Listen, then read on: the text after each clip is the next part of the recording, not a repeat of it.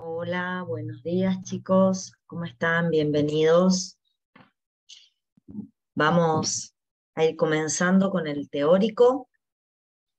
Bueno, para ir poniéndonos de acuerdo con algunas cuestiones, ustedes la semana pasada tuvieron un solo teórico, bueno, a causa de los feriados, y la idea sería en esta clase recuperar un poco lo que tendríamos que haber visto el día viernes, y mañana dar el teórico que estaría correspondiendo a esta semana. De esa manera nos pondríamos más o menos a la misma altura que el resto de los compañeros, ¿sí? Bueno, mientras espero que se vayan sumando las personas que faltan, eh, me gustaría recordarles que la semana que viene tienen el parcialito. Ahí ya les estoy, Leandro, ya les estoy diciendo cuáles son todos los temas del parcialito. La semana que viene tienen parcialito el día lunes para ustedes, ¿sí? Porque el parcialito va a ser en el horario de la clase presencial. Eh, en ese parcialito vamos a evaluar ontogenia B. También vamos a ver ahí dentro de ontogenia B se había visto en la misma clase la activación y la diferenciación de linfocitos B para formar células efectoras, así que eso también tenemos que verlo.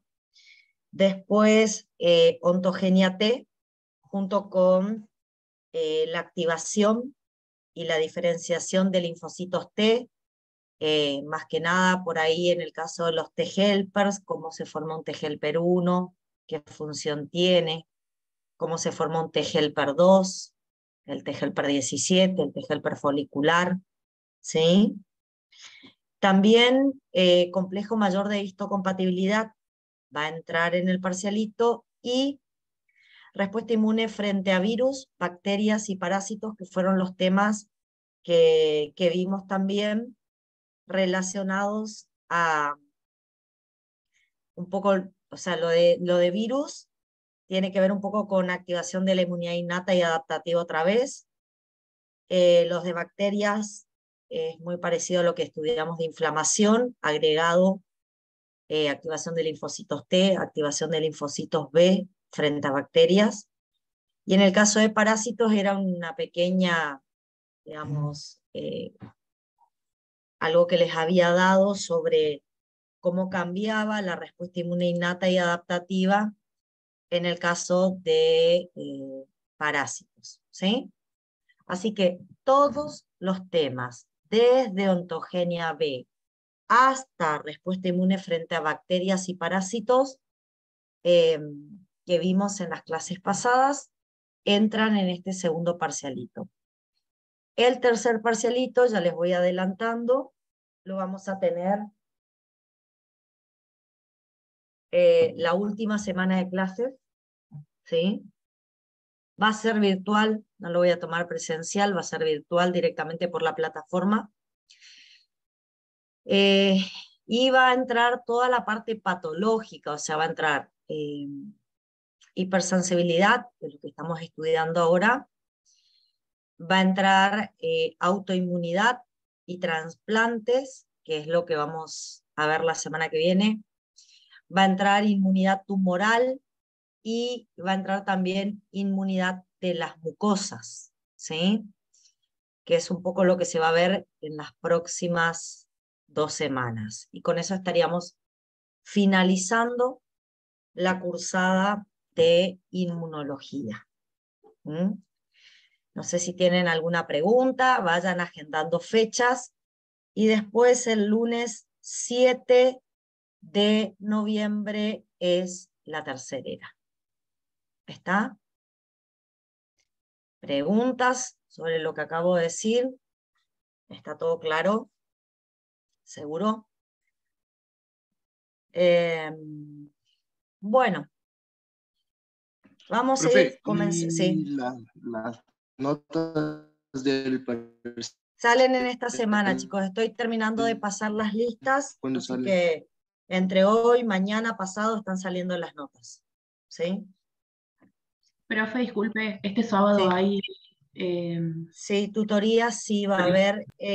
Yo tengo que hoy a la tarde, cuando vaya a dar la clase presencial a la facultad, tengo que hablar con Bedelía porque había personas que eh, no habían entrado todavía en la lista que había preparado Bedelía para las tutorías. Había gente que había solicitado y no había sido asignada todavía, así que estaban en eso, sobre todo, principalmente para las personas que no habían sido asignadas aún a tutorías, eh, que todavía no tuvieron esa oportunidad.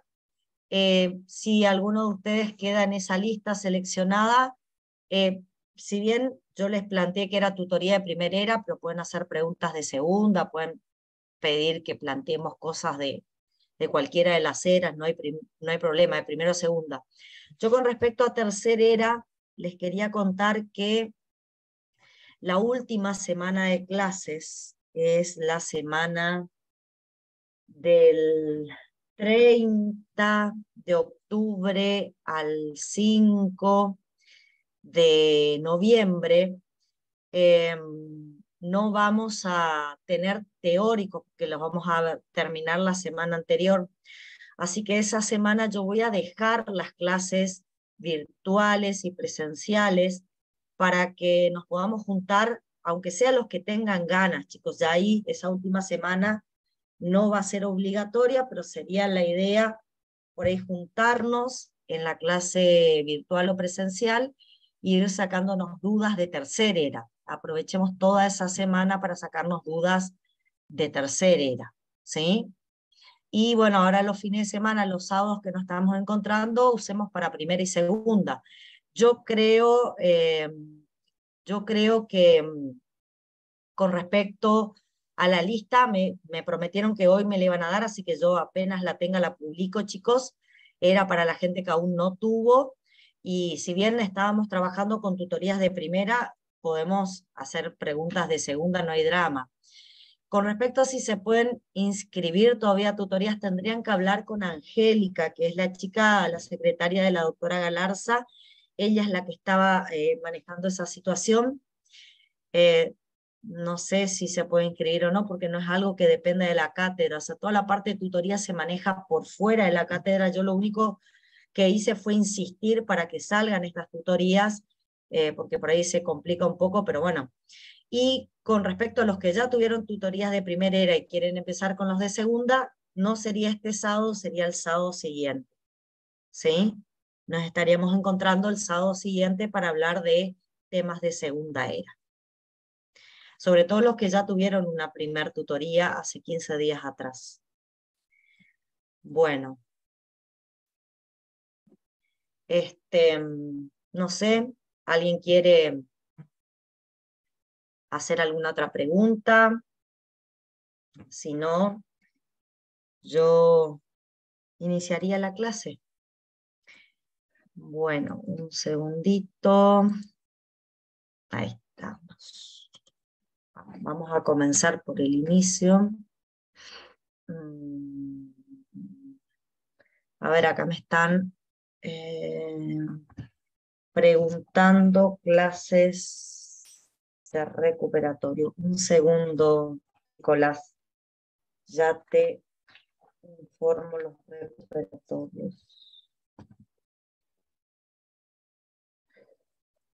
Te cuento, Nicolás.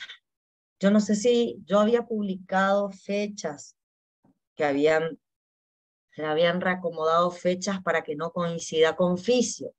No sé si por ahí alguno no está recibiendo en su correo las notificaciones o no las está leyendo, pero les había informado que el recuperatorio de primera era el 15, porque yo no sé qué tenían el 14, por algo cambió al 15. Y sí, va a ser en el horario de la tarde. La segunda era se recuperaba el 18 y la tercera era el 22. ¿Sí?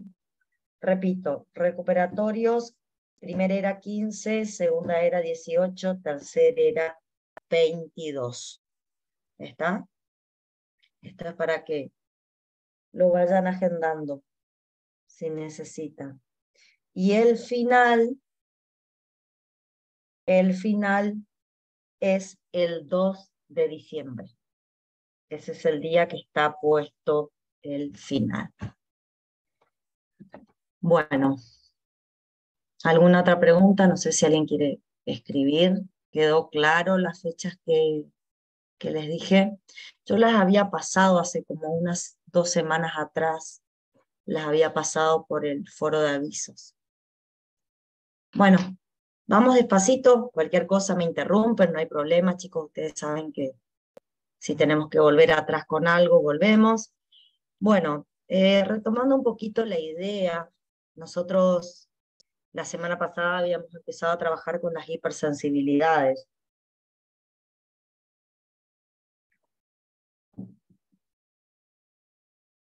Y retomando un poquito con las ideas de qué era una hipersensibilidad y para alejar un poco o alejarnos un poco de los mecanismos normales que realiza el sistema inmune y que eran los mecanismos de defensa que habíamos estudiado, me gustaría volver a redefinir esto de qué es una hipersensibilidad. Y les tiene que quedar claro, sobre todo a medida que vayamos viendo todas las hipersensibilidades que existen, que la hipersensibilidad siempre va a hacer referencia a una situación patológica, ¿sí? En esta situación patológica, el organismo va a presentar una respuesta inmunitaria exagerada, inapropiada. Esa respuesta la puede generar frente a algo que considera extraño, y ese extraño puede ser algo propio o verdaderamente algo exógeno que sea patológico o no. Fíjense que en la hipersensibilidad que estudiamos la clase pasada, hablábamos de las respuestas frente a alergenos. Y los alergenos, dijimos, no son, si bien son sustancias exógenas, no son sustancias patogénicas. ¿Mm? Bueno, entonces, el sistema inmune en estas condiciones va a responder de una manera exacerbada, inapropiada, sin regulación. Fundamentalmente lo va a hacer frente a lo que el sistema inmune reconoce como extraño, y yo dije, eso extraño en realidad puede ser un antígeno propio, y podemos tener una situación de autoinmunidad, o realmente puede ser algo exógeno, algo que ingrese desde afuera, y eso que ingresa desde afuera puede ser una sustancia patogénica o puede ser una sustancia inerte, un componente del medio ambiente que, bueno, al ingresar termina activando el sistema inmune, ¿sí?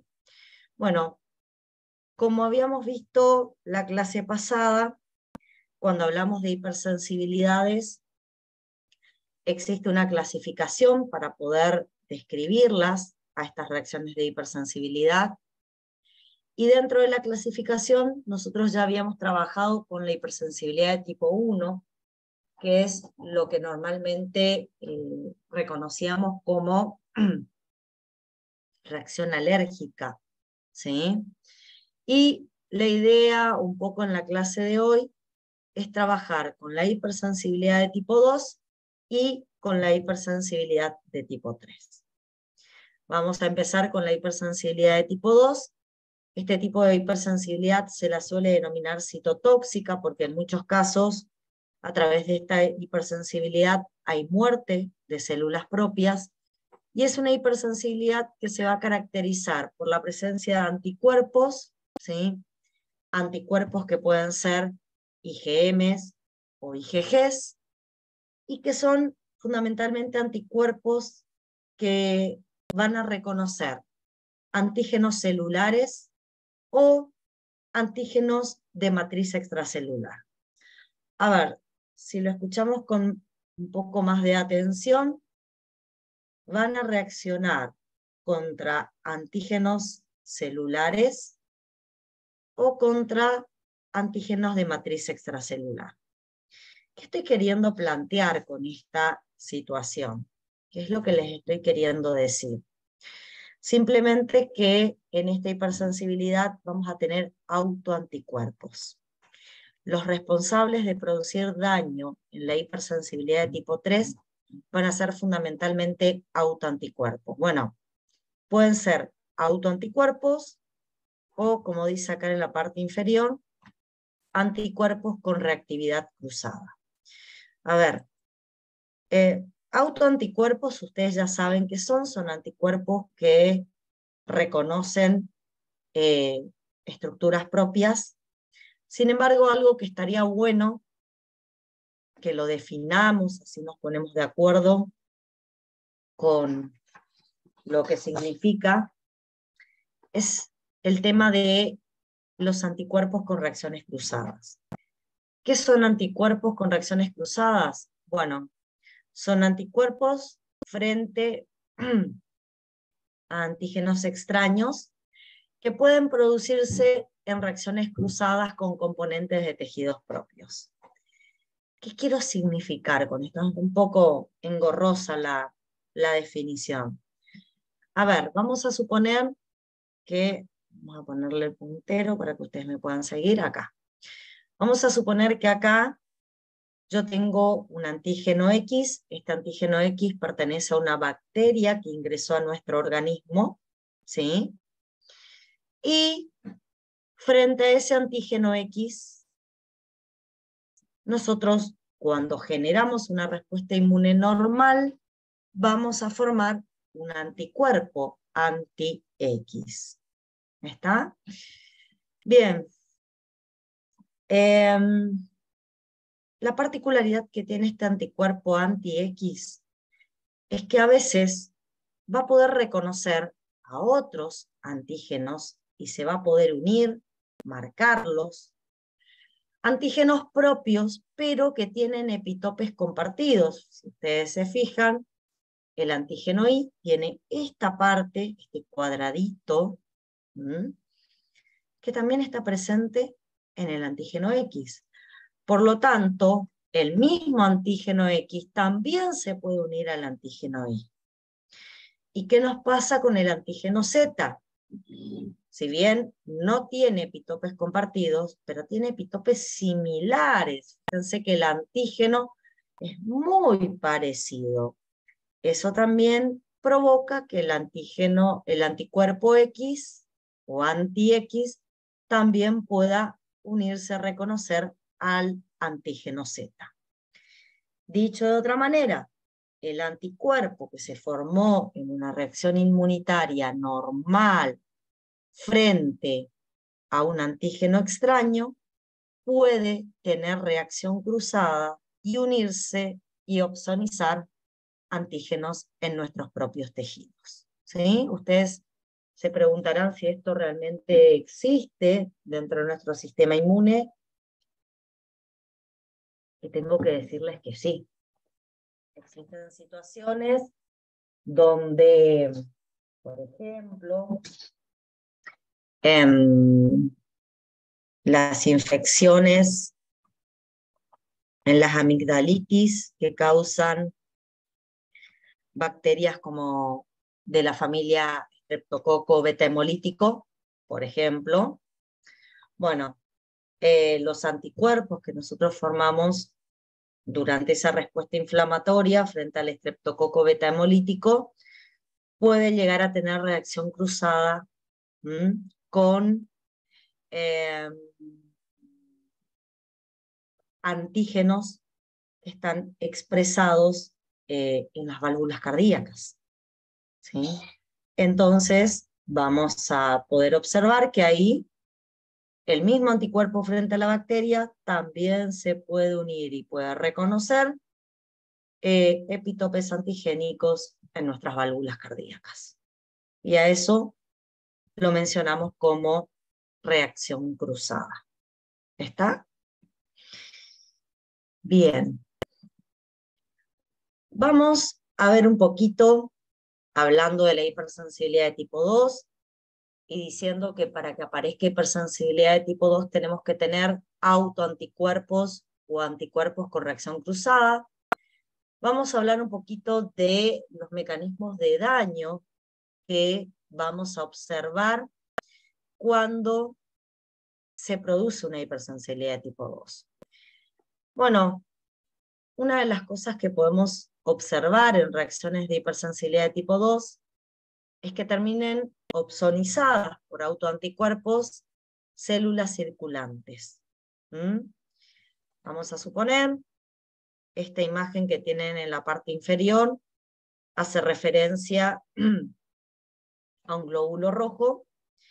Ese glóbulo rojo puede ser marcado, opsonizado por autoanticuerpos, anticuerpos contra proteínas que presentan su membrana ese glóbulo rojo.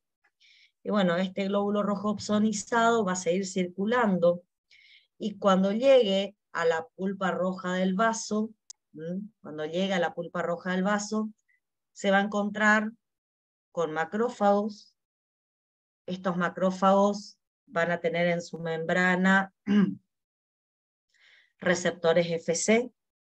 Estos receptores Fc fundamentalmente van a reconocer la porción Fc de los anticuerpos que están opsonizando el glóbulo rojo, y bueno, cuando a través de las porciones Fc los anticuerpos sean reconocidos, el macrófago va a terminar fagocitando al glóbulo rojo circulante. ¿Sí? De esa manera se destruyen células circulantes frente a las cuales podemos presentar anticuerpos, y la destrucción fundamental se da en la pulpa roja del vaso. ¿Qué enfermedades o qué situaciones patológicas tienen respuestas de hipersensibilidad como estas que les acabo de nombrar? Bueno, por ejemplo, en la eritroblastosis fetal vamos a observar que esto ocurre.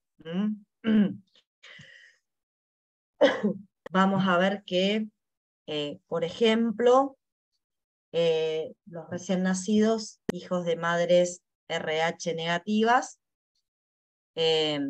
hijos de madres que estén sensibilizadas, ahora vamos a hablar un poquito de eso, van a tener sus glóbulos rojos marcados con anticuerpos maternos, y cuando esos glóbulos rojos circulen por la pulpa roja del vaso, van a ser fagocitados por los macrófagos que se encuentran allí. De esa manera, el recién nacido va a sufrir una anemia hemolítica.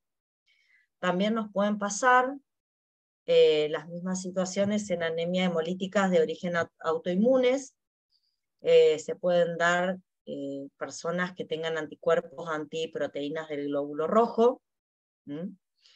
Y bueno, en ese caso los autoanticuerpos se unirían a las proteínas del glóbulo rojo, y cuando ese glóbulo rojo atraviese la pulpa roja del vaso, los anticuerpos van a ser reconocidos por los macrófagos y se van a fagocitar.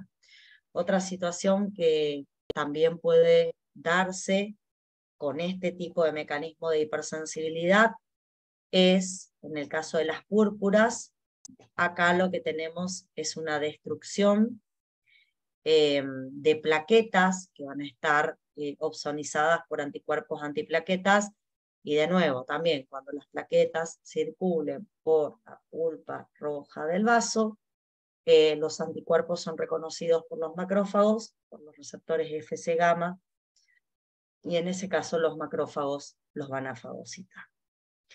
Volviendo un poquito al primer ejemplo que mencioné, la eritroblastosis fetal, estaría bueno que recordemos un poquito para que aparezca este cuadro de hipersensibilidad de tipo 2 en un recién nacido.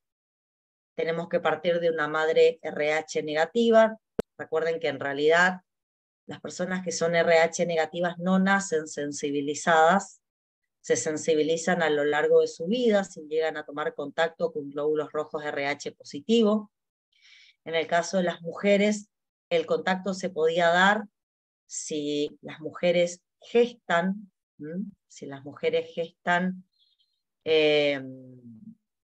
fetos que tengan el antígeno D en su membrana, fetos con glóbulos rojos RH positivo. Sabemos que en el momento del parto suele ocurrir una compresión de vasos placentarios y eso suele provocar un pequeño reflujo de sangre. De esa manera, sangre fetal puede pasar a la madre y eso genera que en algunos de sus embarazos, donde esta madre RH negativa tiene un feto RH positivo, tome contacto con los glóbulos rojos RH positivo del feto y se sensibilice.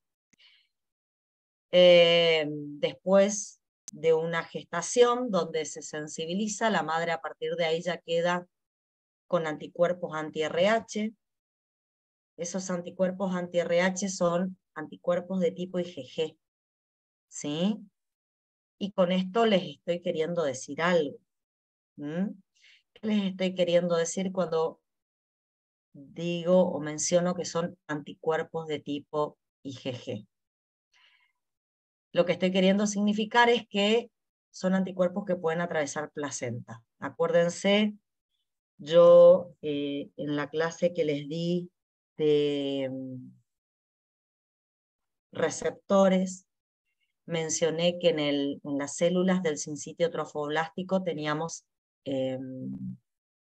receptores Fc gamma que permitían el pasaje a través de esas células de los anticuerpos IgG maternas desde la sangre materna a la sangre fetal, y bueno, era un mecanismo importante que teníamos para el pasaje de anticuerpos de la madre al feto. En este caso, los anticuerpos que van a pasar al feto son anticuerpos anti-RH.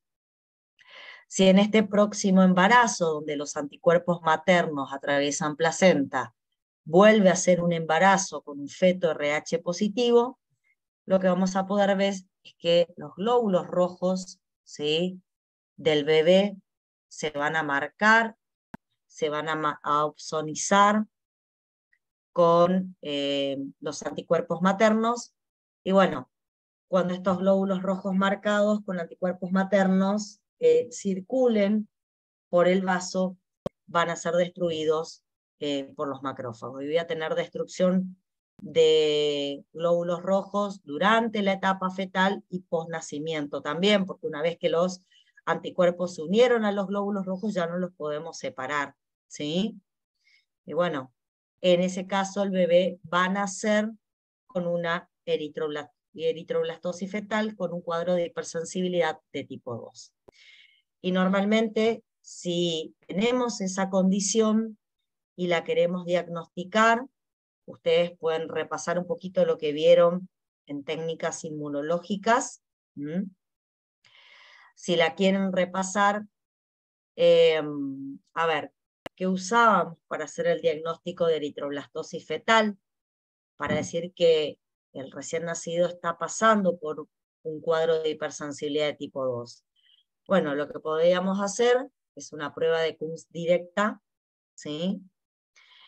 A través de esta prueba de Coombs directa vamos a sacarle sangre al recién nacido. Si está sufriendo una eritroblastosis fetal, el recién nacido va a tener sus glóbulos rojos marcados, opsonizados por anticuerpos maternos. Esos glóbulos rojos marcados, unidos a anticuerpos maternos, los vamos a poner en contacto con un suero de Coombs o un reactivo de Coombs. ¿Qué tenía? A ver si se acuerda alguno de ustedes, ¿qué tenía el reactivo de Coombs que usábamos para llevar adelante esta prueba? ¿Cuál era la constitución que encontramos dentro del reactivo de Coombs? Y la verdad es que encontramos anticuerpos anti-inmunoglobulinas humanas, ¿sí? Eso es lo que vamos a encontrar. Y ustedes se estarán preguntando, bueno, pero ¿cómo genero yo? ¿Cómo puedo diseñar anticuerpos anti-inmunoglobulinas humanas? La verdad, hoy en día se diseñan usando técnicas como la formación de anticuerpos monoclonales. Pero hace algunos años atrás, la manera en que se podía hacer este suero de Coombs era, por ejemplo, inoculando anticuerpos humanos a un animal de experimentación. Esos anticuerpos humanos hacía que el animal de experimentación reaccione, su sistema inmune reaccione, forme anticuerpos anti-inmunoglobulinas humanas, y bueno, después se le sacaba sangre al animal, se purificaban esos anticuerpos y así se preparaba el suero de Coombs.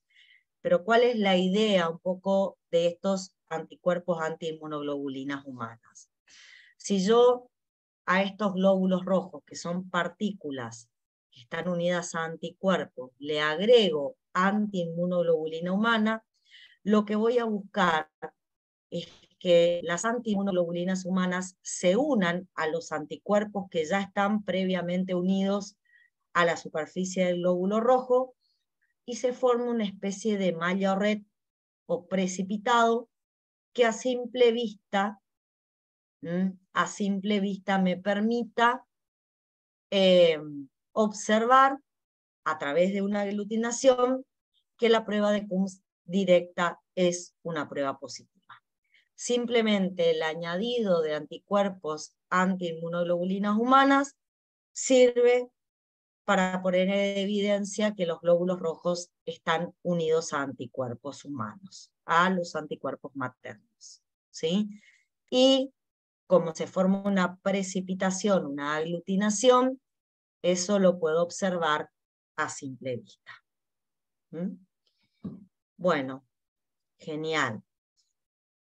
Repasando, dijimos que esta prueba de Coombs entonces la usaríamos si quisiéramos hacer el diagnóstico, si quisiéramos hacer el diagnóstico de la eritroblastosis fetal, que es una hipersensibilidad de tipo 2. Ya que está acá, repasemos en qué consistía la prueba de Coombs indirecta. Esta fundamentalmente la vamos a hacer a la madre. Acá no vamos a demostrar la existencia de una hipersensibilidad, simplemente a través de la prueba de Coombs indirecta, lo que se busca demostrar en la madre es la presencia de anticuerpos anti-RH. Es por eso que lo que se hace es sacarle sangre a la madre, a una mujer RH negativa, se separa su sueroplasma, porque ahí tiene sus anticuerpos.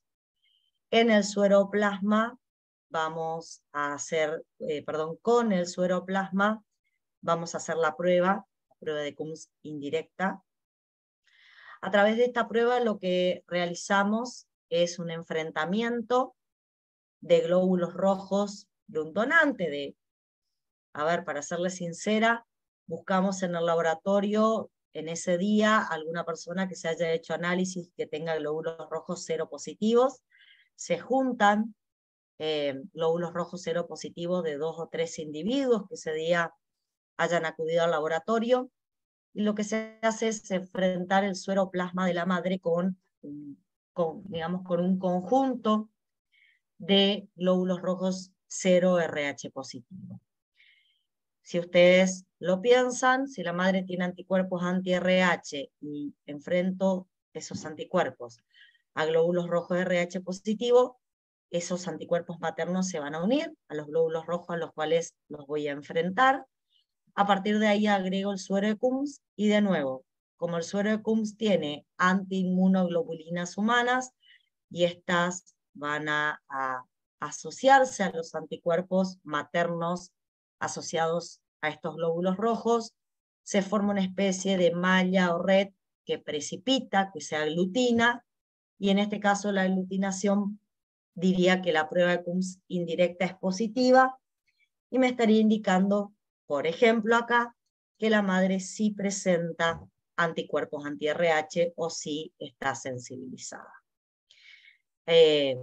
No sé, aproveché la oportunidad para que repasemos un poquito esto, que fueron cosas que ustedes vieron, así que me gustaría saber si con respecto a esto tienen alguna pregunta para hacer.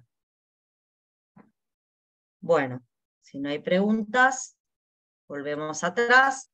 Entonces, la primera manera en que podemos observar, o una de las maneras en que podemos observar en que se desarrolla una hipersensibilidad de tipo 2, es cuando en un individuo encontramos la presencia de anticuerpos frente a células circulantes, y la unión de los anticuerpos a esas células circulantes determina su destrucción en la pulpa roja del vaso. ¿Está? Bueno, otra manera en la que podemos observar la hipersensibilidad de tipo 2, otro mecanismo de daño que se puede dar en la hipersensibilidad de tipo 2, es cuando se depositan anticuerpos sobre proteínas de membrana celular o sobre proteínas de matriz extracelular.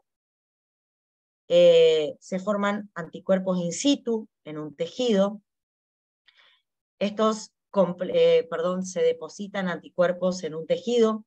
Estos forman complejos inmunes in situ. Estos complejos inmunes, antígeno-anticuerpo, van a activar al sistema del complemento por la vía clásica. A partir de ahí se van a liberar sustancias que van a permitir el reclutamiento y la activación de neutrófilos, monocitos, macrófagos, que van a generar en ese tejido donde se están depositando los autoanticuerpos, van a generar un proceso inflamatorio. Entonces, dependiendo sobre qué tejido se deposita esos autoanticuerpos, podemos tener una glomerulonefritis, una vasculitis, una sinovitis. Lo que vamos a tener, si lo observamos en detalle, es lo siguiente. Vamos a tener, por ejemplo, esta es una membrana celular. Estos elementos que aparecen acá son proteínas de la membrana celular, y la particularidad es que esta paciente, o este individuo, presenta autoanticuerpos contra proteínas de su propia membrana celular. ¿Qué es lo que va a ocurrir? Bueno, los autoanticuerpos se van a unir, van a reconocer esas proteínas. La opsonización de esas proteínas, la opsonización va a provocar, como dice ahí,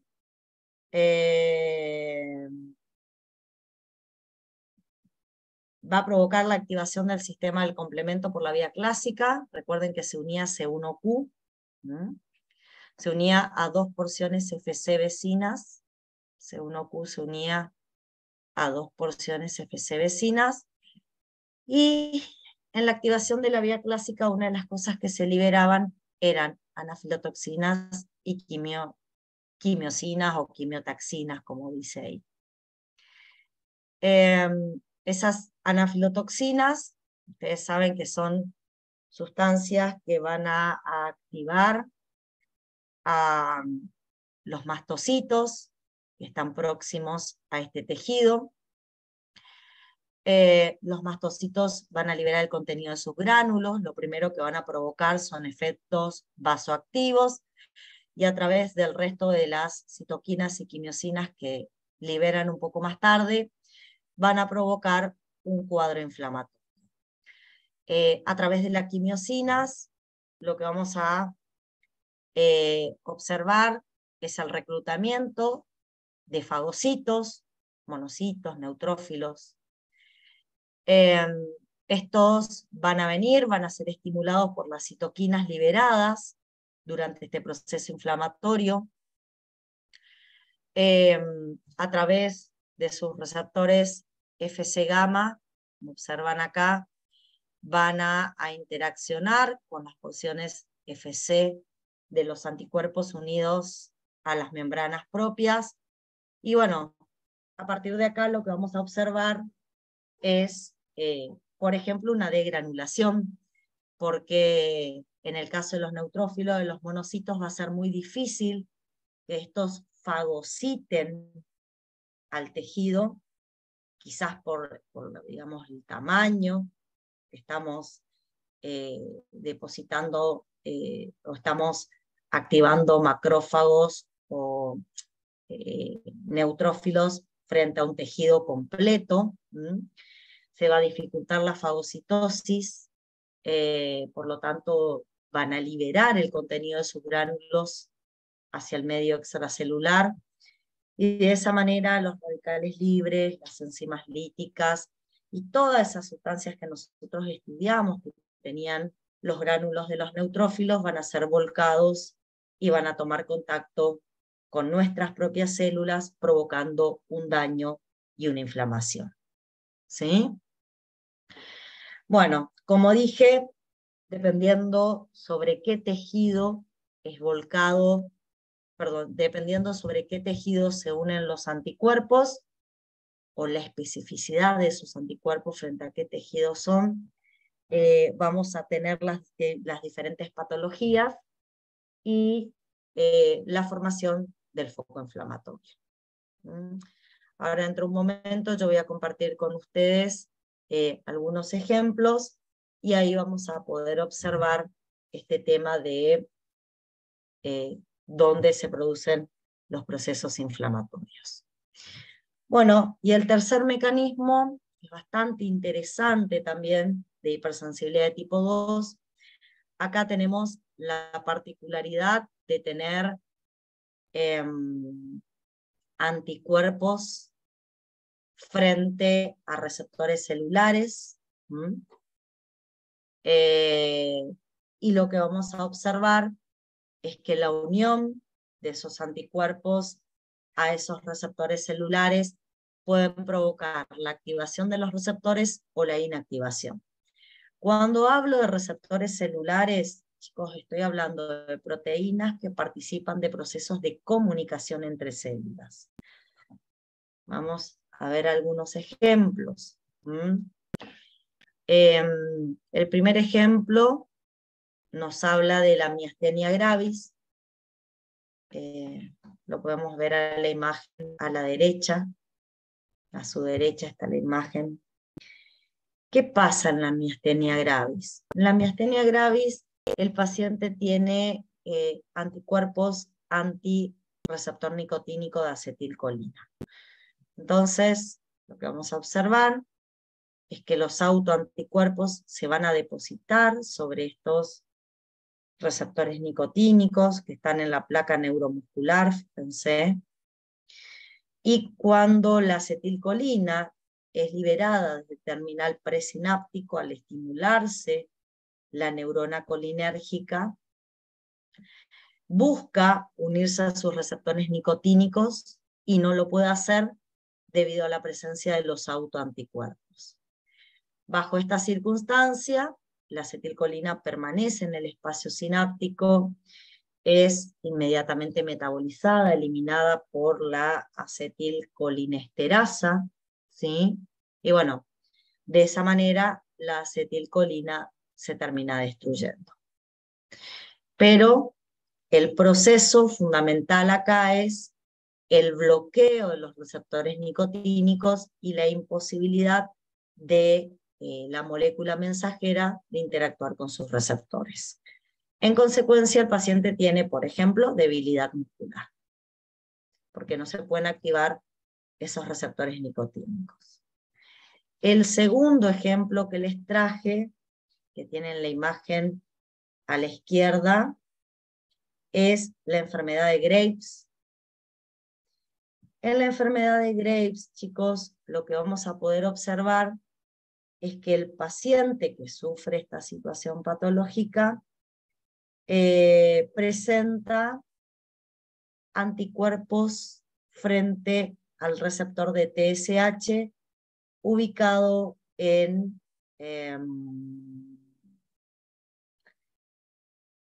las células de la tiroides, ¿sí? Anticuerpos antirreceptor de TSH. Cuando el anticuerpo se une, en esta situación, el anticuerpo es un estimulador del receptor de TSH, o sea, el anticuerpo estimula como si fuera un agonista del receptor, y las células tiroideas responden aumentando la formación de hormonas tiroides, ¿sí? El paciente va a tener un hipertiroidismo en este caso, ¿sí? Esto es en la enfermedad de Graves. Por ahí a veces me preguntan sobre la enfermedad de Hashimoto. Ahí tenemos destrucción de células tiroides. Hay hipotiroidismo por destrucción de células tiroides. Y normalmente en esa destrucción no están involucrados anticuerpos, sino que hay otro mecanismo autoinmune involucrado en esa situación. Otro ejemplo de esto sería la anemia perniciosa. Acá ustedes pueden ver que en el lado derecho aparece una persona que tiene anticuerpos antifactor intrínseco. Si ustedes observan la imagen izquierda, el factor intrínseco tiene como función unir la vitamina B12 y favorecer su absorción a nivel intestinal. Si nosotros tenemos estos anticuerpos antifactor intrínseco, lo que vamos a encontrarnos es con un déficit en la absorción de vitamina B12 y, por lo tanto, con un déficit en la absorción, de vitamina B12 y, por lo tanto, un déficit en la síntesis de glóbulos rojos, y ahí está el cuadro de la anemia megaloblástica. Como ven, en estas situaciones, el autoanticuerpo se une a proteínas propias, pero o bloqueando receptores o estimulándolos como si fuera un agonista. Y les traje este resumen, simplemente para que vean algunos ejemplos, donde todas las enfermedades que aparecen son enfermedades donde de alguna manera hay una hipersensibilidad de tipo 2 mediando el mecanismo de daño. ¿Qué quiero decir con esto? Que en todo lo que ustedes ven acá hay autoanticuerpos o anticuerpos con reacción cruzada que van a ser los desencadenantes de las manifestaciones clínico-patológicas. En las dos primeras tenemos anticuerpos contra células circulantes, en la primera contra glóbulos rojos, en la segunda contra plaquetas, y la consecuente destrucción de estos glóbulos rojos y estas plaquetas en la pulpa roja del vaso. ¿Sí? Después, en el pénfigo vulgar, en la vasculitis producida por ANCA, en el síndrome de Goodpasture, en la fiebre reumática aguda. Ahí tenemos anticuerpos contra proteínas de membrana basal o contra proteínas de membrana celular, y el depósito de los anticuerpos sobre esas proteínas de membrana o de matriz determina la formación de un foco inflamatorio.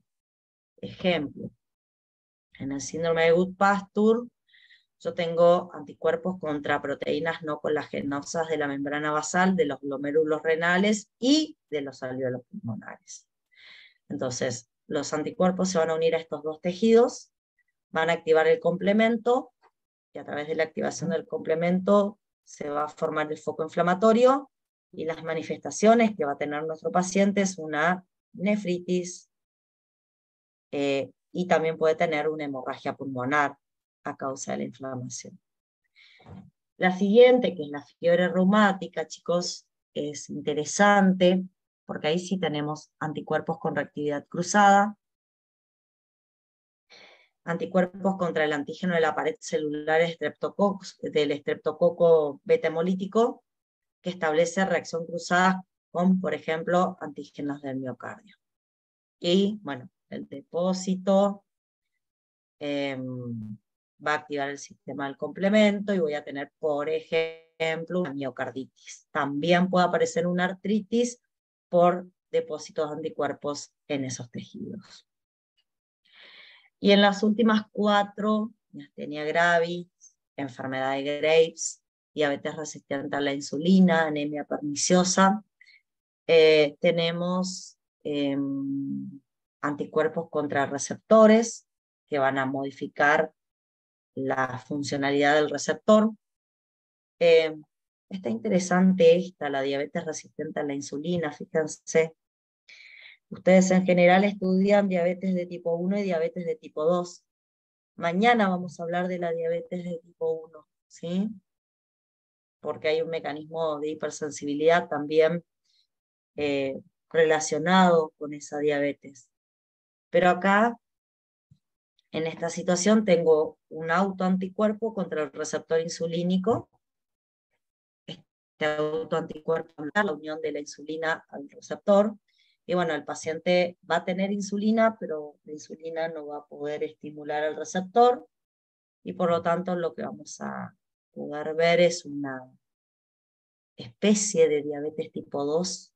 Va a haber hiperglucemia, cetoacidosis. No es la diabetes de tipo 2 clásica, porque no hay insulinoresistencia, sino que hay un autoanticuerpo que bloquea la unión de la insulina al receptor. ¿Sí? Bueno, no sé si tienen alguna pregunta para hacer. Acá de alguna manera yo les describí todas las formas en que se puede presentar una hipersensibilidad de tipo 2, una hipersensibilidad donde tengo autoanticuerpos o anticuerpos con reacción cruzada que desencadenan daño por diferentes mecanismos. Yo describí los 3 mecanismos frecuentes de daño en la hipersensibilidad de tipo 2. No sé si quieren hacer alguna pregunta antes que nos metamos en hipersensibilidad de tipo 3. Si no, vamos despacito entrando en la hipersensibilidad de tipo 3. Bueno, si ustedes observan, la hipersensibilidad de tipo 3 se denomina una hipersensibilidad mediada por complejos inmunes. ¿Sí? Bueno, en este caso, lo que ustedes tienen que tener presente es que los complejos inmunes son complejos antígenos anticuerpos. ¿Sí?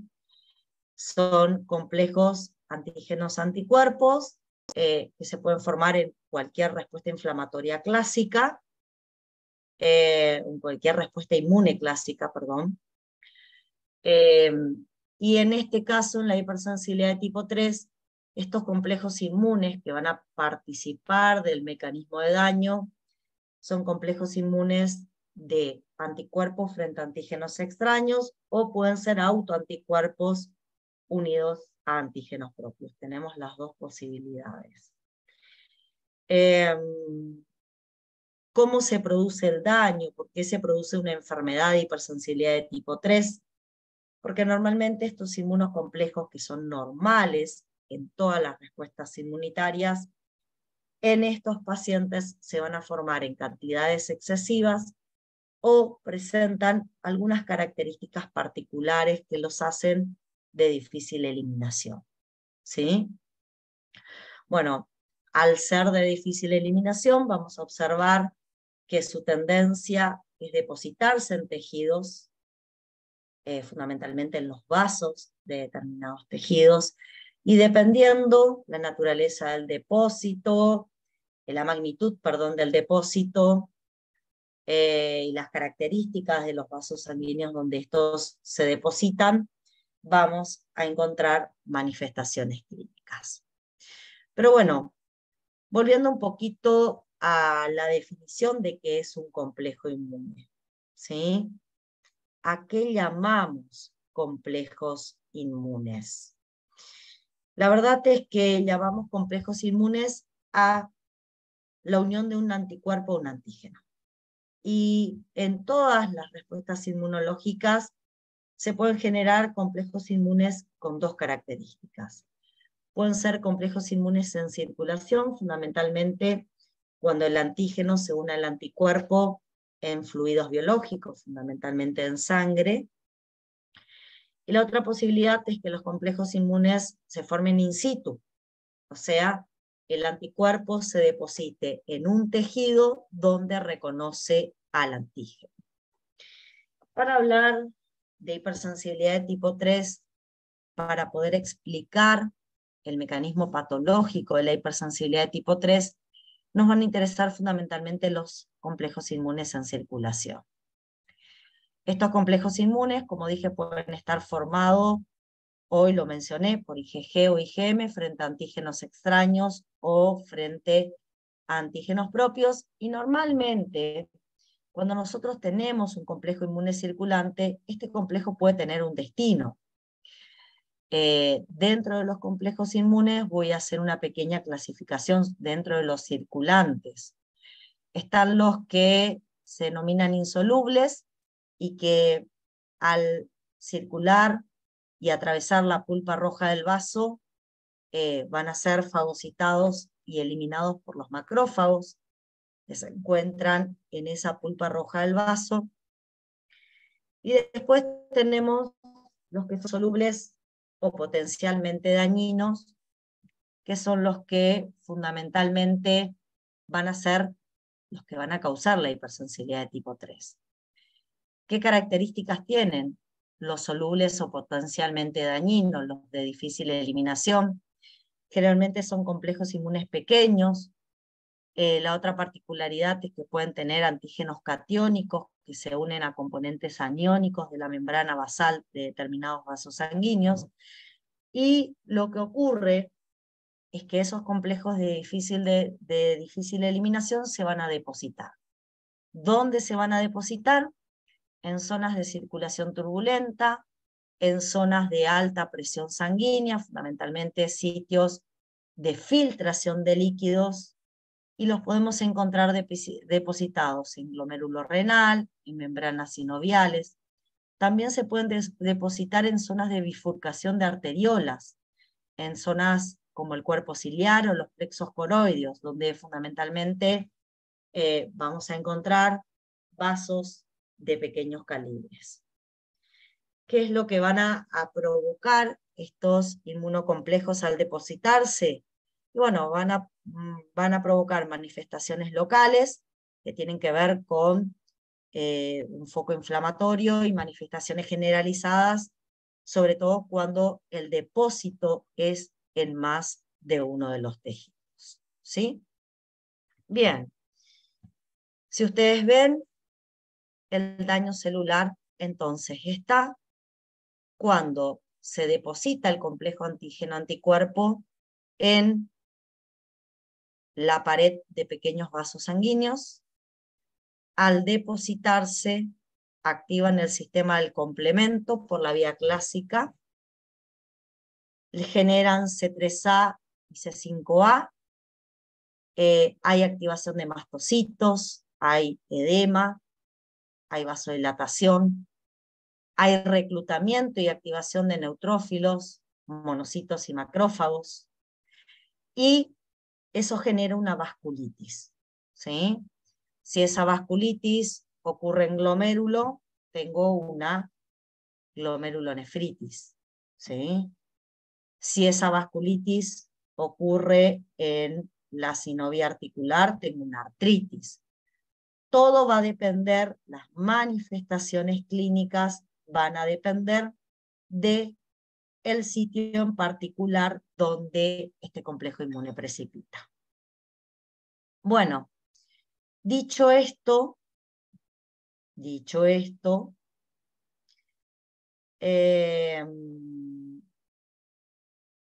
me gustaría decirles que, a diferencia de la hipersensibilidad de tipo 2, donde las manifestaciones afectan a un tejido o a un órgano en particular, las manifestaciones de la hipersensibilidad de tipo 3 suelen ser sistémicas. ¿Y por qué las manifestaciones suelen ser sistémicas? Porque normalmente el depósito se da de manera al azar, de manera aleatoria, y pueden afectar diferentes tipos de tejidos en un mismo momento. Vamos a tener inflamación de diferentes tipos de tejidos, todo dependiendo de donde se depositen estos vasos sanguíneos, estos complejos inmunes de difícil depuración. ¿Sí? Se entiende cómo se produce el mecanismo de daño en la hipersensibilidad de tipo 3. Yo acá lo que estoy planteando es, yo tengo una persona que con una respuesta inmune genera complejos inmunes. Esos complejos inmunes podrían ser de fácil eliminación, sobre todo estoy hablando de complejos inmunes circulantes en líquidos biológicos. Esos complejos inmunes podrían ser de fácil eliminación, se eliminarían en la pulpa roja del vaso y no tendríamos ningún tipo de problema. Sin embargo, en algunas circunstancias, esos complejos inmunes son de difícil eliminación, no los van a destruir los macrófagos de la pulpa roja del vaso, van a precipitar en las paredes de vasos de pequeño calibre en distintos sitios de nuestro cuerpo, y el lugar donde ocurra esa precipitación, en ese lugar se va a formar un foco inflamatorio y van a aparecer los síntomas propios de la inflamación. Bueno, si alguien por ahí quiere preguntar algo, quiere que volvamos atrás y se vuelva a explicar, me dice. ¿Sí? Bueno, si bien en general, como dije, las manifestaciones de la hipersensibilidad de tipo 3 son sistémicas y se deben a complejos inmunes circulantes, a lo largo de la historia, cuando se investigó la hipersensibilidad de tipo 3, también se intentó demostrar que el depósito de inmunocomplejos in situ puede provocar un cuadro inflamatorio y puede provocar también una vasculitis. ¿Qué quiero decir con el depósito in situ de complejos inmunes? Que el complejo inmune no se deposita en la pared de un vaso sanguíneo, sino que se deposita en un tejido en particular. El que demostró esta situación fue Artus, a través de su reacción. Lo que hizo Artus fue tomar un individuo sensibilizado. Entiendan, por favor, que cuando yo utilizo el término individuo sensibilizado, estoy haciendo referencia a una persona que tomó un contacto previo con el antígeno y que ya tiene anticuerpos preformados contra ese antígeno. Si yo inoculo, como ustedes pueden observar acá, localmente, lo inyecto localmente al antígeno en esta persona previamente sensibilizada, ¿sí? Los anticuerpos, fundamentalmente las IgG, van a migrar a ese tejido, van a formar de manera local complejos inmunitarios que va a activar al complemento por la vía clásica, ¿sí? Se van a liberar anafilotoxinas, quimiosinas, las anafilotoxinas van a activar mastocitos, esto va a provocar vasodilatación, aumento de la permeabilidad vascular. La vasodilatación, el aumento de la permeabilidad vascular va a generar una inflamación local, ¿sí? Con el aumento de la salida del líquido al tejido de proteínas, va a haber fagocitosis de los complejos inmunes, ¿sí? Y vamos a tener una reacción necrohemorrágica con depósito de inmunocomplejos, ¿sí? Bueno, acá cuadro inflamatorio clásico, debido al depósito de inmunocomplejos sobre el tejido en particular. Esto simplemente les muestro, porque yo para describir a la hipersensibilidad de tipo 3 estoy usando el prototipo de complejos inmunes de difícil eliminación circulantes. Sin embargo, también se ha demostrado que el depósito de inmunocomplejos localmente en un tejido es también causa de la formación de un foco inflamatorio con daño a tejido propio. Lo pueden ver acá. Bueno,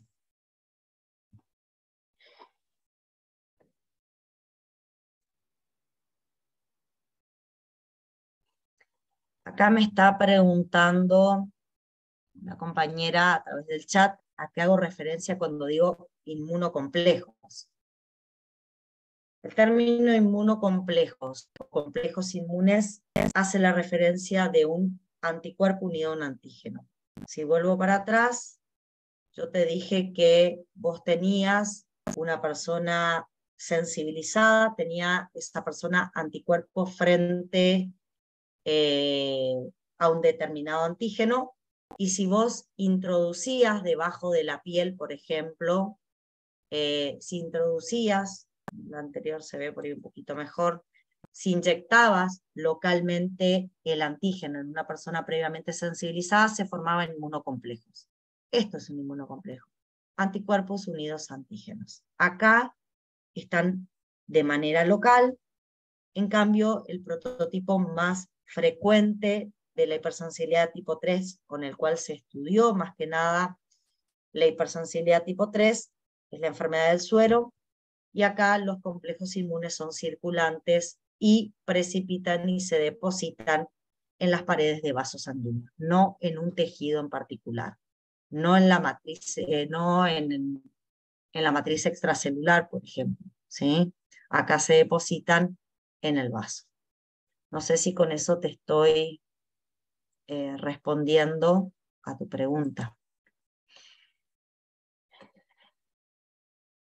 Bueno, en la enfermedad del suero, que también se hizo quizás como modelo experimental, aunque la verdad es que hace 20 o 30 años existía la enfermedad del suero, lo que se hace es inmunizar a un individuo con una dosis elevada de un antígeno, se busca formar anticuerpos, después se reintroduce el antígeno por vía sanguínea, se forman complejos inmunes circulantes de difícil depuración y estos se depositan provocando el cuadro inflamatorio propio de la hipersensibilidad de tipo 3. Yo les dije, hace 20, 30 años atrás existía enfermedad del suero, y se llamó enfermedad del suero justamente porque lo podían padecer personas que recibían sueros hiperinmunes, ¿sí? Bien, para que me puedan entender, primero tenemos que definir qué es un suero hiperinmune.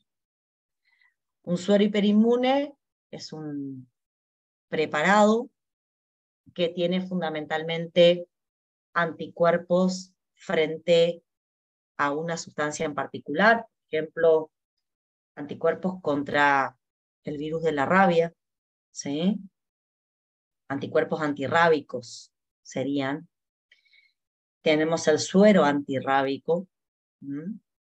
Bueno, ¿qué pasa si una persona es mordida por un animal que se supone que tiene rabia? Bueno, lo ideal sería aplicarle un suero antirrábico. Este suero tiene anticuerpos contra el virus de la rabia. Lo que provocarían estos anticuerpos contra el virus de la rabia es neutralizar los virus que pudieron haber ingresado a través de la mordedura del animal enfermo y evitar que el virus de la rabia se una a las células de la persona y provoque la enfermedad. O sea, los neutralizaría. El problema es que hace algunos años atrás se generó enfermedad del suero usando estos sueros hiperinmunes, porque normalmente los sueros hiperinmunes se fabricaban en animales. ¿Qué quiero decir con esto?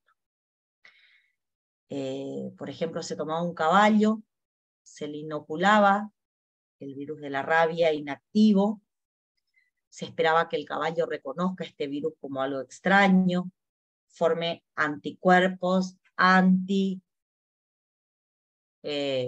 virus de la rabia, y después, bueno, se le sacaba sangre al caballo, se purificaban los anticuerpos y se preparaban los sueros hiperinmunes antirrábicos que tenían, en ese caso, anticuerpos de caballo frente al virus de la rabia. ¿Qué hace el virus de la rabia? Me preguntan. Lo van a estudiar en microbiología el año que viene. Produce al unirse a receptores celulares, una enfermedad que es la rabia, ¿sí? Y afecta fundamentalmente células del sistema nervioso. ¿Está? Por eso es un virus bastante peligroso, y lo que no queremos es que si ingresa en una persona genere la enfermedad, porque genera síntomas neurológicos. Entonces, cuando sospechábamos que podía haber ingresado el virus, inmediatamente en las horas próximas a la situación esta, se ponía el suero antirrábico, el suero que tenía anticuerpos de caballo frente al virus de la rabia, se unía al virus y evitaba que enferme a la persona. El problema es que, bueno, perfecto, no adquiría rabia la persona, pero al haber recibido anticuerpos de caballo, iba a formar anticuerpos antiproteínas de caballo, ¿sí? Si por alguna situación, por ejemplo, sufría otro evento en el cual necesitaba suero hiperinmune, doy otro ejemplo, era mordido por una serpiente y necesitaba un suero antiofídico. ¿Qué tienen los sueros hiperinmunes antiofídicos?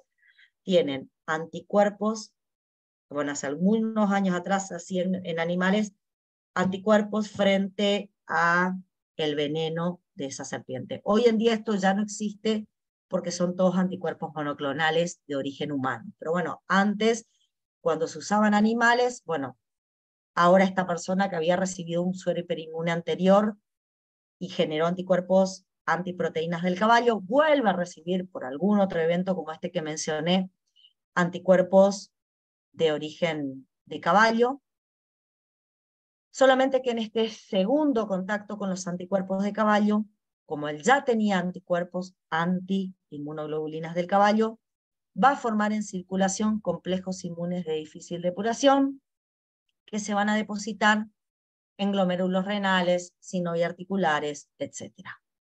Esta persona que recibe por segunda vez, estando previamente sensibilizado, recibe por segunda vez anticuerpos de una especie diferente a la humana, va a generar complejos inmunes de difícil depuración y va a presentar una enfermedad del suero. ¿Por qué una enfermedad del suero? Porque va a presentar procesos inflamatorios en distintos tipos de tejidos por la precipitación de estos complejos inmunes, que son complejos inmunes de difícil depuración.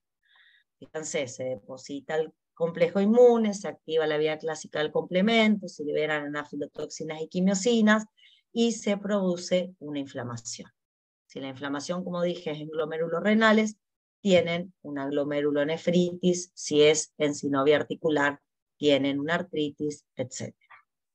¿Está?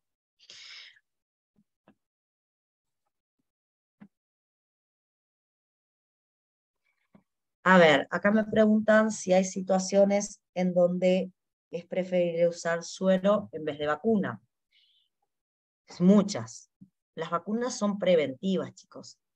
Cuando yo me coloco una vacuna, la vacuna no va a actuar inmediatamente.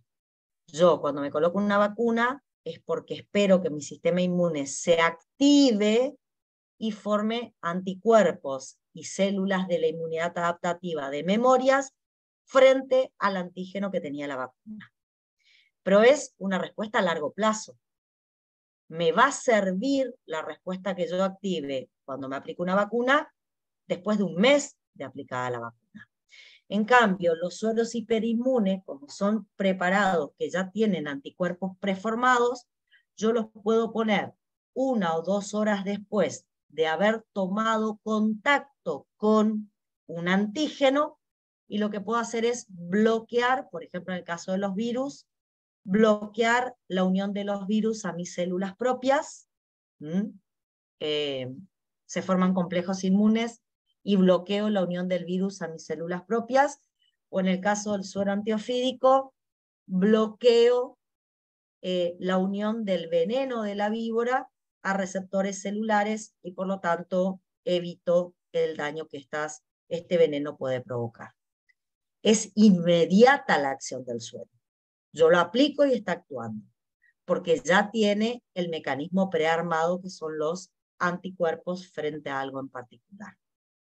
No sé si con eso te respondo. Bueno, hay varias situaciones donde esta hipersensibilidad de tipo 3 puede aparecer. Una que ustedes van a estudiar en un seminario próximo es el lupus eritematoso sistémico. A ver, para que puedan entender qué pasa en el lupus eritematoso sistémico, le tengo que contar que las personas que sufren lupus eritematoso sistémico son personas que tienen anticuerpos antinúcleo. ¿Qué significa que tienen anticuerpos antinúcleo? Que tienen autoanticuerpos contra ácidos nucleicos como el DNA o contra nucleoproteínas. Normalmente cuando esos autoanticuerpos toman contacto con células apoptóticas o células necróticas que liberan el contenido de su interior al líquido extracelular, los autoanticuerpos pueden unirse al ADN de esa célula apoptótica necrótica o a las nucleoproteínas y pueden formar complejos inmunes de difícil depuración. El paciente con lupus tiene complejos inmunes con estas características, autoanticuerpos contra componentes del núcleo. Cuando estos autoanticuerpos se unen a los antígenos, van a formar complejos inmunes de difícil depuración y la característica es que terminan precipitando en distintos sitios de ultrafiltrado o en vasos de pequeño calibre, provocando nefritis, artritis o vasculitis. El paciente constantemente tiene, como es una enfermedad autoinmune, constantemente tiene esos anticuerpos preformados. Cuando estos anticuerpos logran unirse a los antígenos propios, forman los complejos inmunes de difícil depuración y aparecen enfermedades sistémicas porque puede tener compromisos renales, compromisos articulares, todo por el depósito en distintos sitios de estos complejos inmunes. En la panarteritis nudosa, chicos, que es otra situación donde aparece la hipersensibilidad de tipo 3, esta es más rara, solamente la presentan los pacientes que están infectados por el virus de la hepatitis B. Debido a la infección por el virus de la hepatitis B, estas personas forman anticuerpos antígenos de superficie del virus de la hepatitis B. Y bueno, cuando el virus por alguna causa sale a periferia porque trata de invadir una célula vecina, estos anticuerpos se pueden unir al virus, van a formar complejos inmunes de difícil depuración y bueno, van a precipitar, sobre todo en vasos de pequeño calibre, produciendo vasculitis en este paciente que además tiene ya la infección instaurada del virus de la hepatitis B. También los pacientes que tienen infecciones por estreptococo y tienen anticuerpos frente al estreptococo pueden formar complejos inmunes de difícil depuración cuando los anticuerpos se unen al antígeno de esta bacteria y en ese caso provocar nefritis. Y esta, que fue la que les describí, son todas enfermedades sistémicas. En todos estos casos tenemos complejos inmunes circulantes de difícil depuración, no complejos que se depositen en un tejido in situ, como era la reacción de Artus, que fue en realidad una demostración de laboratorio de cómo los complejos inmunes podían provocar inflamación. Bueno, acá siempre son complejos inmunes circulantes, y la precipitación en sitios de ultrafiltrado y vasos de pequeño calibre. Como les dije, la enfermedad del suero es algo que ya no existe. Actualmente no tenemos enfermedad del suero porque los sueros hiperinmunes que se usan para determinadas circunstancias son sueros que se forman por biología molecular, son homólogos y son anticuerpos de origen humano. Entonces no van a formar anticuerpos anti-inmunoglobulinas de otra especie, y ante su reaplicación del suero no va a haber enfermedad del suero. Bien, para ir terminando, les traje esta imagen donde lo que quiero demostrar es que un mismo tejido podría encontrarse de alguna manera, un mismo tejido podría encontrarse de alguna manera afectado y puede tener las mismas manifestaciones clínicas, ya sea por una hipersensibilidad de tipo 2 o por una hipersensibilidad de tipo 3. Yo puedo inflamar el glomérulo renal por hipersensibilidad de tipo 2 o puedo inflamar el glomérulo renal por hipersensibilidad de tipo 3. ¿Cuál es la diferencia? En la hipersensibilidad de tipo 2, lo que nosotros tenemos es la presencia de autoanticuerpos específicos contra componentes de la membrana basal de los glomérulos. Estos autoanticuerpos, una vez que se forman, inmediatamente vienen y se unen a esta membrana basal. El depósito de estos anticuerpos, la unión, determina la activación en glomérulo renal de la vía clásica del complemento. La activación de la vía clásica del complemento genera aflotoxinas que activan mastocitos, hay vasodilatación, aumento de la permeabilidad vascular. Se liberan quimiosinas, se atraen macrófagos, se atraen neutrófilos que reconocen por sus receptores FC a estos anticuerpos depositados. Y bueno, como no pueden fagocitar porque están depositados sobre una membrana basal, van a liberar el contenido de sus gránulos y así van a provocar daño e inflamación. ¿Sí? Va a haber inflamación por el acúmulo de leucocitos y daño por la liberación de gránulos. En la hipersensibilidad de tipo 3 hay algo diferente. En la hipersensibilidad de tipo 3 necesito que una persona tenga complejos inmunes circulantes de difícil depuración que por cuestiones del azar y de manera aleatoria terminan precipitando en el glomérulo renal.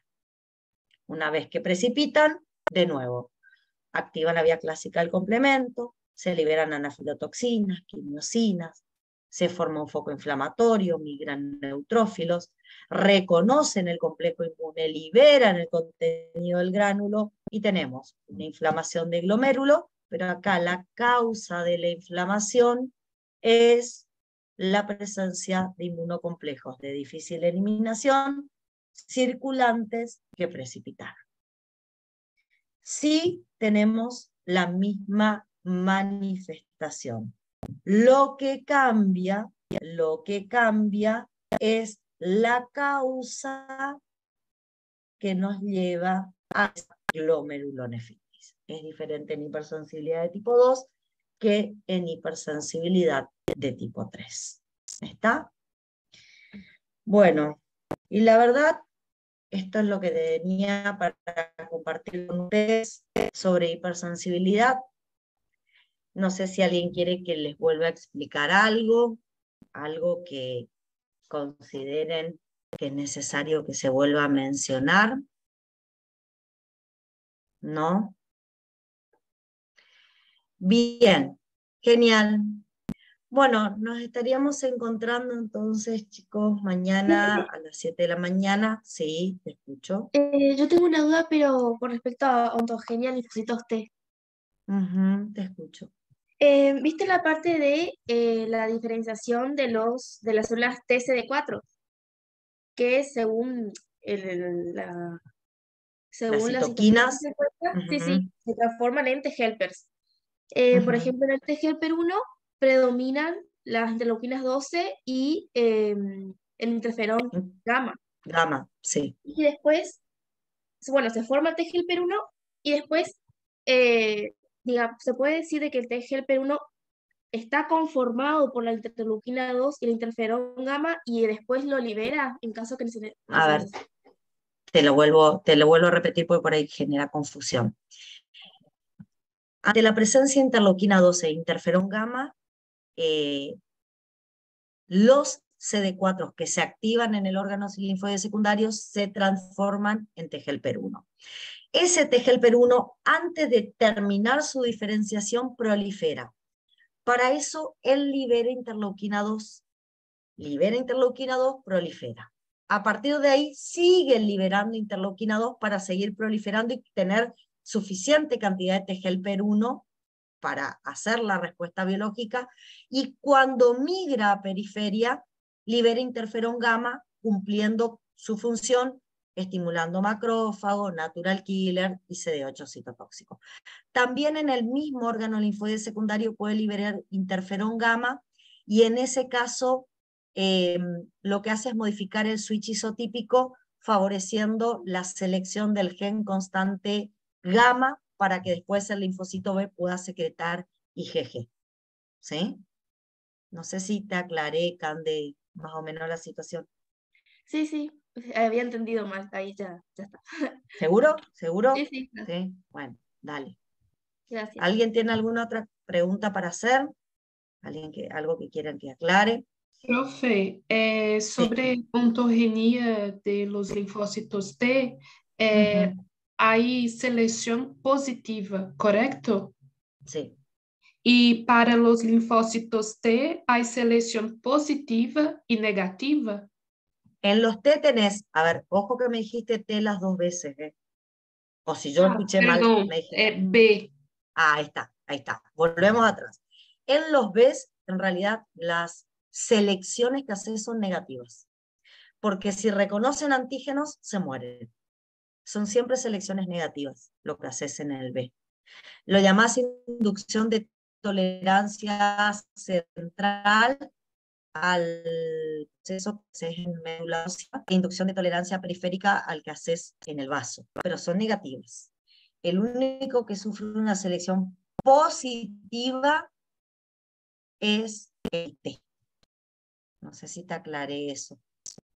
Gracias, profe. Dale.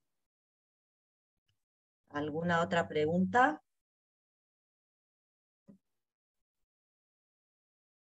¿No hay más preguntas?